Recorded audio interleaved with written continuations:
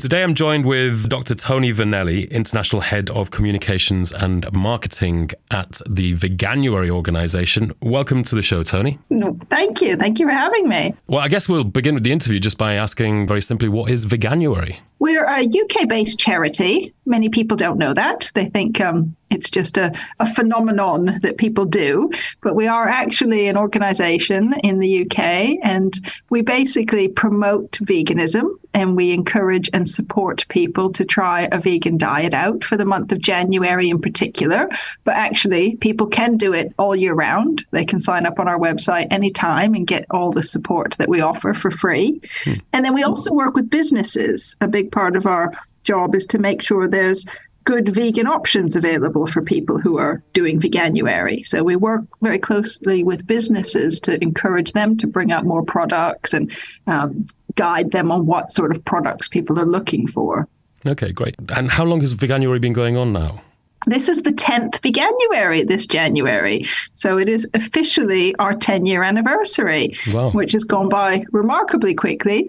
And in that time, we expanded from, just being a UK-based charity with 3,000 people signing up the first year to now having chapters in 7 countries. And last year we had 630,000 people sign up. Wow. Well, I mean, certainly becoming more popular, it seems, year by year. We see kind of Veganuary promotions everywhere nowadays, don't we, in the month of January. So obviously something's going well or going right. Why do you think so many people choose to eat a vegan diet during Veganuary? Where do you think it's all come from? I think it's a combination of factors. So we know that the environmental impact of animal agriculture is really getting a lot of publicity. The last few years, there's been so much scientific evidence that's come out and really shown indisputably that animal agriculture contributes to climate change. But also the availability and the palatability of vegan foods has improved so much.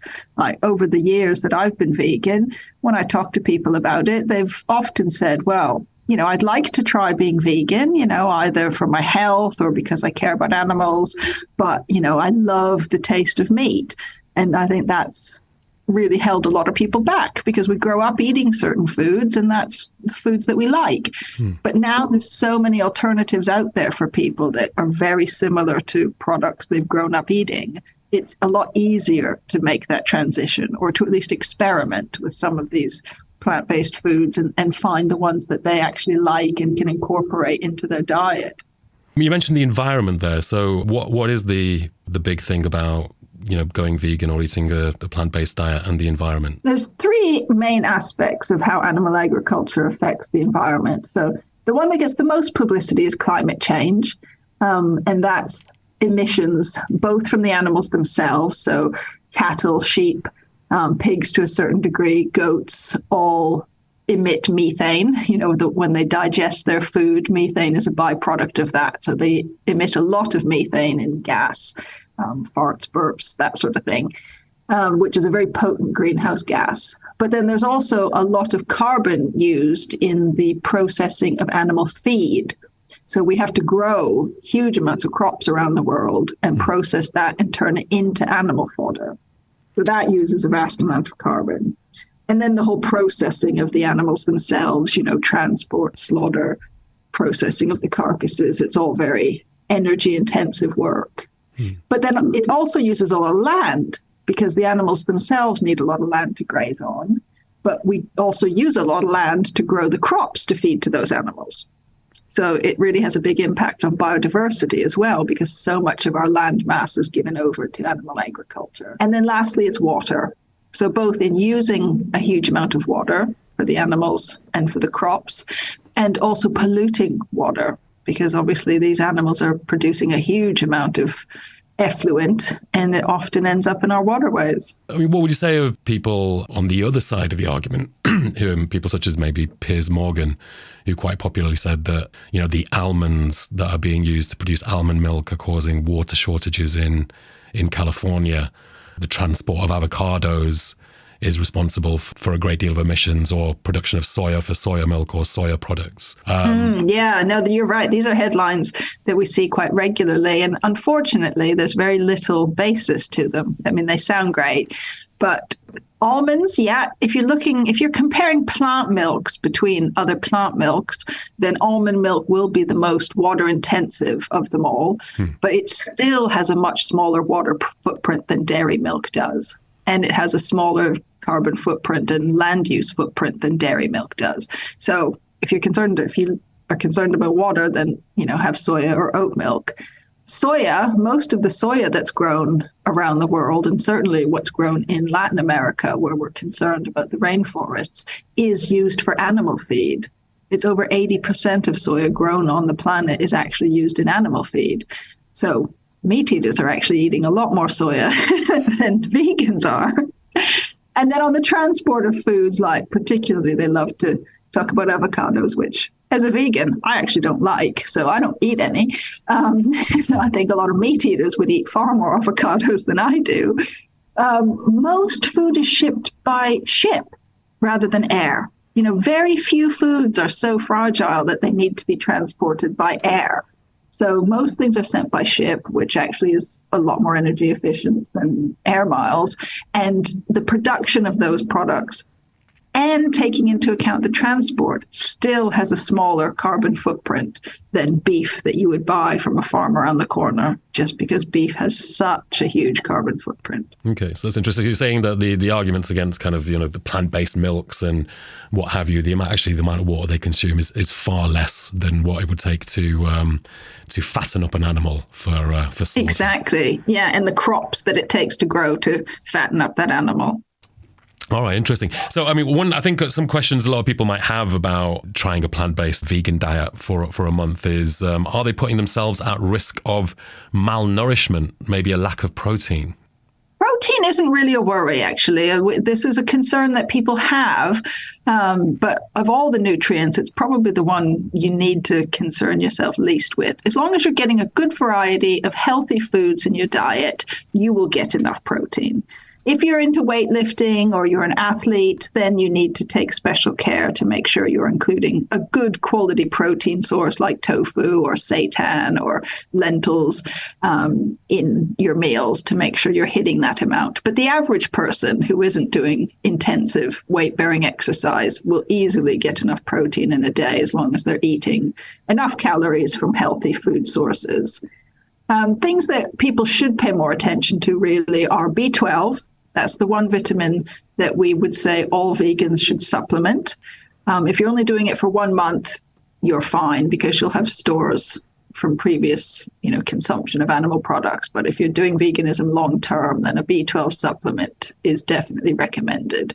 And this is because we don't get it from our food naturally, whereas farmed animals also don't get it from their food naturally, but they are given supplements. So basically, you're taking the supplements through the farmed animal products when you eat those.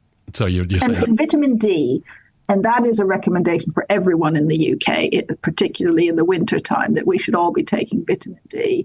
But the people on a vegan diet should just be a bit more conscious of making sure they're getting a vitamin D supplement because, again, we're not having the dairy produce that has vitamin D in it.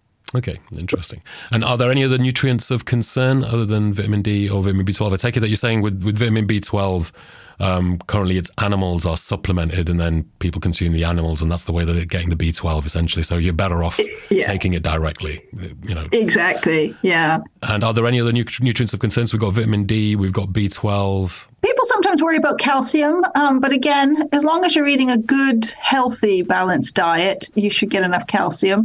Green leafy vegetables are an excellent source of calcium. Almonds are a good source of calcium. Tofu, good source of calcium. So as long as you're eating those healthy foods, you should be fine.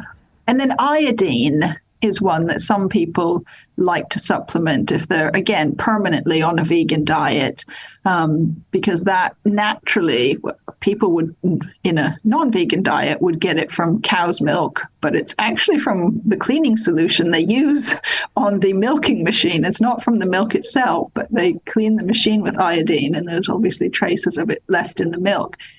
It's something we only need in trace amounts. So if you ate seaweed, fairly regularly, then you'd be getting enough of it naturally. But if you don't really like seaweed, then it's probably better to take a supplement. Okay. And so what changes do people feel after a month or a few weeks of adopting a plant-based diet? What's kind of the common feedback that you get? We do survey our participants actually at the end of their 1 month, and this is one of the questions we ask them. So quite consistently, people say that they had more energy, they had better skin, they slept better, they tended to be in a better mood, and a desired change in body weight. So whether that was to lose weight was their aim, or to try and bulk up was their aim, but it went in whatever direction they were trying to achieve during that month. Really? So people who are trying to bulk up have found better results on a vegan diet? Is that what you're saying? I think so. If they were, just eating perhaps an unhealthy non-vegan diet beforehand, because the one beauty of trying out a new diet is you have to pay attention, and you have to try new foods. So if you're just in a habit of grabbing the same old junk food on a regular basis, and then suddenly you put a concerted effort into changing your diet and you're eating healthier, better quality foods, then it is entirely possible to bulk up. Aren't processed vegan foods unhealthy? I mean, all processed foods are less healthy than non-processed foods, So if you're comparing a vegan burger to a beef burger, I mean, it's going to have much less saturated fat, and it'll definitely have more fiber in it than a beef burger will. They get criticized for having salt, but obviously a beef burger as it's sold doesn't have salt, but most people will add salt to it as they cook it, which you don't need to do with the vegan version. Of course, the healthiest vegan diet is to eat a whole food plant-based diet. So have your tofu and chickpeas and lentils and whole grain pastas and rice and lots of fruits and veggies. That's the healthiest diet for any of us. But the occasional sausage roll and, burger in a vegan diet is not going to be healthy if it's unhealthy if it's in proportion. And so how can people learn more about Veganuary? What, if they're interested in giving it a try for a few weeks to a month, what would be the best ways to go about doing that? Just head to our website, which is veganuary.com. And on there's a very big button that says Try Veganuary, and you can sign up. You'll get lots of free recipes and meal plans and a celebrity e-cookbook. And you can join our Facebook group for moral support. And it's all free. We really just want to give people the tools they need, to make a success of it. They'll get lots of nutritional info. So as we were discussing earlier, like good sources of different nutrients on a vegan diet, and also practical tips as well, to deal with common issues people face, like friends and family who can be, sometimes quite unsupportive, so we've got tips on having to navigate some of those situations as well. What percentage of people would you say after giving Veganuary a go for a month then choose to kind of continue, with a plant-based diet after that? Yeah, we do ask them this as well in our survey. And last year it was around a quarter who said they were going to carry on being, completely vegan at the end of it. And these were people who were not vegan when they started out. And overall, 85% said that they were going to cut their consumption of meat and dairy products by at least half going forward. So that's a huge impact for the planet and people's health as well, even if they're just, cutting back to that degree.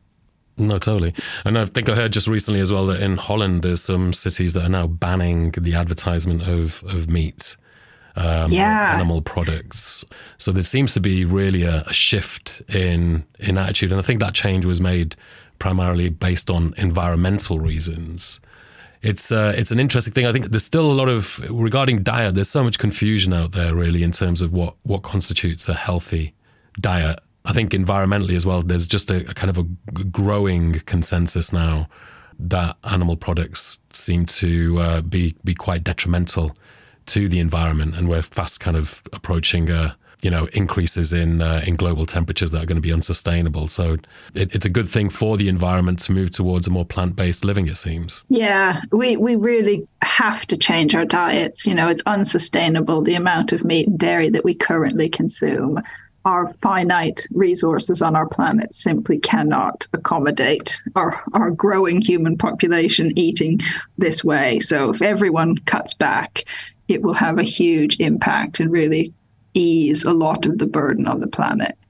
And do you think there are health benefits to going vegan? Well, certainly the science shows that some of our biggest killers can be reduced. The risk of getting them can be reduced on a vegan diet. So really the main ones that have very conclusive evidence are heart disease, certain forms of cancer, so particularly bowel, breast, prostate cancers, and diabetes. Diabetes really is very clearly, type 2 diabetes, clearly shows that a vegan diet can help reduce your chances of that. Okay, that's great. We do suffer with a large number of type 2 diabetics in the South Asian population. And finally, is there a particular type of person that goes vegan? Are there any people that should avoid it? Obviously, it's more difficult for people who have pre-existing health conditions. So if you do have a pre-existing health condition, you should talk to your doctor, talk to a nutritionist or a dietitian. Children can certainly be vegan, that you just need to make sure you're getting the adequate levels of nutrients for them. So again, it would be worth talking to a GP or a dietitian about that. They need a lot more fat in their diet than an adult does because the brain is still growing. So that's quite a crucial one to make sure you're giving them on a vegan diet.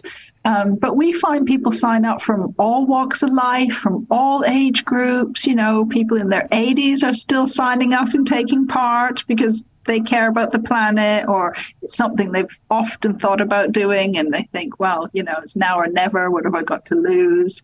I would say if you have concerns because of a pre-existing condition, then don't just jump into it. Speak to a professional first. And make sure you're doing it in an educated way.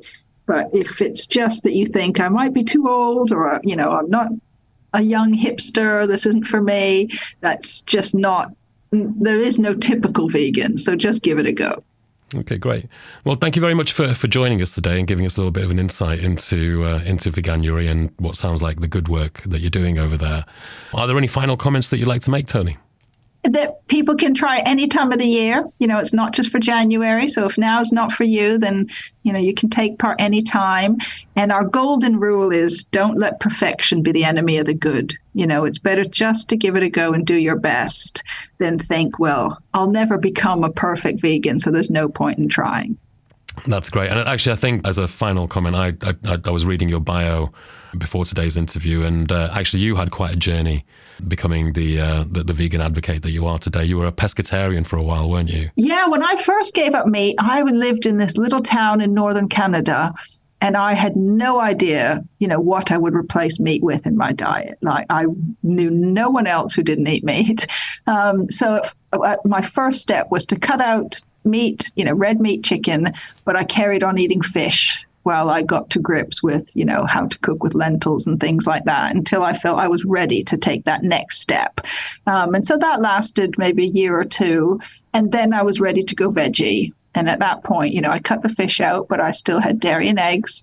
So I was veggie for a few more years. And then I was ready to make that next transition to going vegan. And I think that is really common. People do it in stages. You make one change, you get used to it, then you're ready to make another. Great. So Veganuary is not just for January. You can try it at any time of the year, and any steps that you make to eating more plants and less animal foods seems to be, something to be celebrated and to be congratulated on. So it doesn't mean that you need to go 100%, although that would be great. Any efforts that you can make will be rewarded in some capacity. Oh, definitely. Yeah. Toni Vernelli, thank you very much for joining us today, the International Head of Communications and Marketing at Veganuary. It's been an absolute pleasure. And we wish you good luck for the rest of January and the rest of 2023. Thank you very much. Lovely to meet you. Thank you, Toni. Bye-bye.